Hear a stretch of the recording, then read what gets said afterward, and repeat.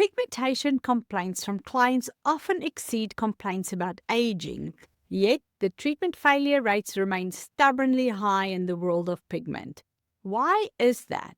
Well, because practitioners are treating the symptom, pigmentation, without understanding the cascade that creates it, results in failure of treatment.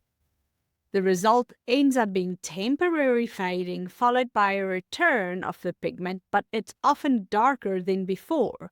So today we are talking about the actual biological cascade that drives pigmentation production, why aggressive treatments fail, and what sustainable pigmentation management actually requires. Let's start with the trigger. Melanin production doesn't begin with a simple on switch. It begins with a cascade activated by any number of triggers. UV exposure, hormonal shifts, stress, inflammation, oxidative stress. All of these triggers activate the same pathway.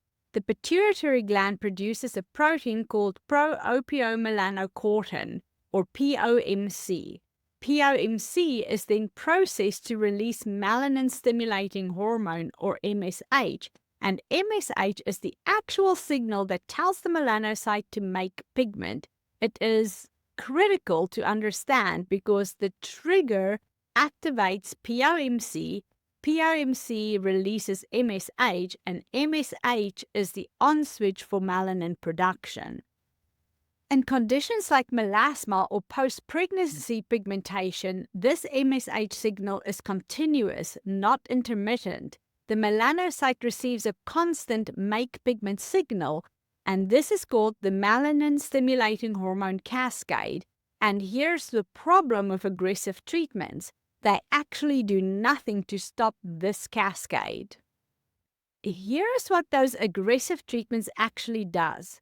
A client presents with pigmentation, and the standard approach is to apply something strong enough to suppress melanin production fast, like hydroquinone, aggressive vitamin C, chemical peels, laser.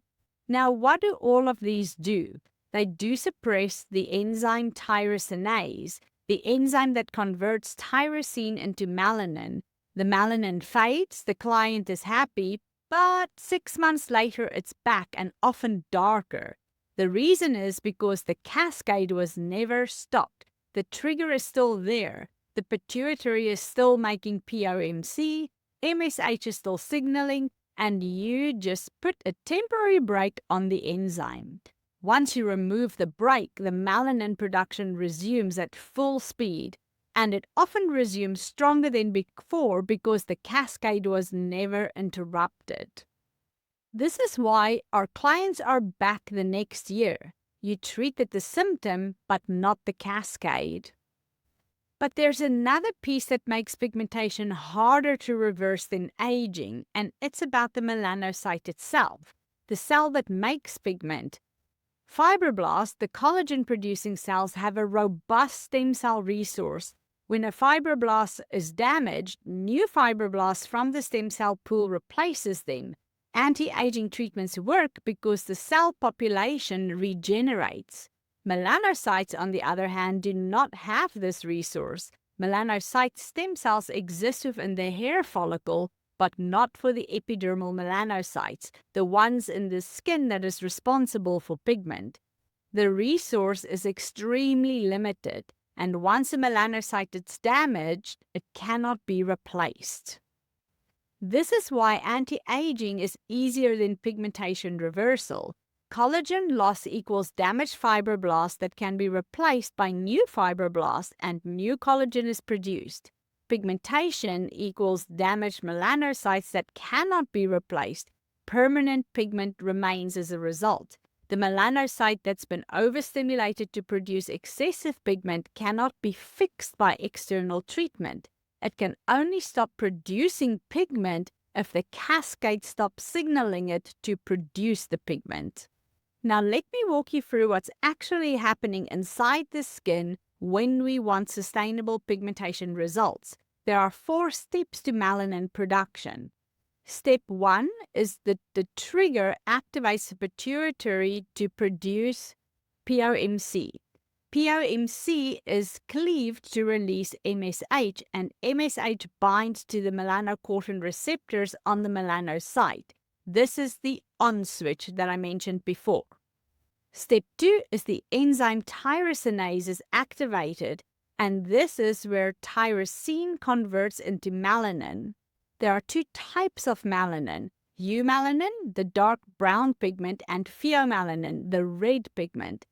Both require significant energy from the melanocytes, mitochondria, and this creates oxidative stress or free radicals.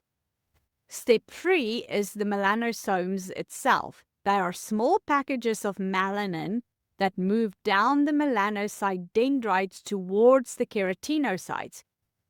The transfer happens through a receptor that is called PAR2, and this transfer only works if the keratinocyte is viable and flexible. If the keratinocyte cell membrane is compromised, inflamed, dehydrated, or the barrier is damaged, it cannot effectively accept the melanin. In step 4, the pigment-loaded keratinocytes move upwards to shed. If it successfully desquamates or sheds, the pigment is shed with it. If the desquamation is impaired, the pigment accumulates. Now, all 4 of these steps depend on barrier function. If the barrier is compromised, the keratinocyte cannot accept the melanin, MSH continues the signaling, the melanocyte keeps producing the pigment, and the pigment can accumulate. This is why barrier-first protocols really works for pigmentation. You're not just treating the symptom, you're removing the triggers that activates this cascade to begin with. Here is where aggressive treatments become dangerous. Aggressive treatments can damage the melanocyte itself. When melanocyte stem cells are exposed to the irreparable DNA damage from repeated aggressive treatments, radiation, or high-dose chemicals, they respond by prematurely differentiating into mature melanocytes, and this depletes the already limited melanocyte stem cell pool. The result is then that the permanent pigmentation changes in some areas, darkening from accumulated melanin, and potential depigmentation in others from a loss of the melanocytes. You've just failed to stop the cascade. You've potentially damaged the melanocyte population itself, and so what actually works at the end of the day? It is understanding that pigmentation is a cascade, not a symptom, and the cascade has a trigger. The trigger activates POMC, POMC releases MSH, MSH signals melanocytes to produce pigment continuously. To get sustainable results, you stop the cascade. You don't suppress the enzyme, you stop the signaling at the end of the day, and that is how your results will be sustained. So here is how we do it. Phase 1, you want to stop the trigger. It takes 60 to 90 days. We want to control inflammation, repair the barrier, reduce oxidative stress, supports the skin's natural repair systems. As a result, MSH signaling naturally decreases as inflammation decreases at the same time. In phase 2, we want to support barrier function. Again, it takes 60 to 90 days, and this overlaps at the same time as phase 1. So we want to restore the keratinocyte cell membrane flexibility, support normal desquamation, and as a result, pigmentated keratinocytes shed, new keratinocytes without pigment then replaces them. In phase 3, this is where you can consider corrective options, but only if needed and only after the barrier is fully restored. Only after MSH cascade is suppressed and on a healthy, stable foundation. Then your result is residual pigmentation fades without triggering a return. The sequence really matters. If you skip phase 1 and jump to aggressive treatments, you get short-term results. The trigger is still active. The cascade resumes. Clients are back next year trying to fix the same problem. But if you stop the trigger first, repair the barrier, and then address the pigmentation only on a healthy foundation, the results stay and your clients are much happier. From a practice perspective, this changes everything. 1. Your clients understand why there is no quick fixes. They understand the timeline and they commit. 2. Your protocols is differentiated. You're not offering the same aggressive treatment as everybody else.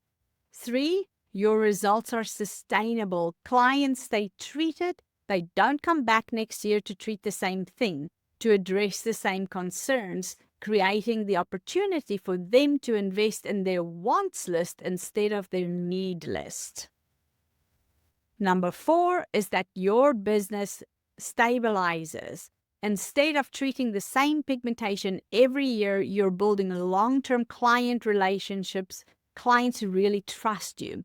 But there's a real change. You are also positioned as the practitioner who understands the cascade, not the practitioner who chases the symptoms. It's a different level of expertise, and that is what builds trust and premium positioning. Now, everybody, I really want to thank you for tuning in. If this was helpful, please take a moment to support this channel with actions that cost you nothing but makes a big difference to me. Like, share, and subscribe, and I will see you next week.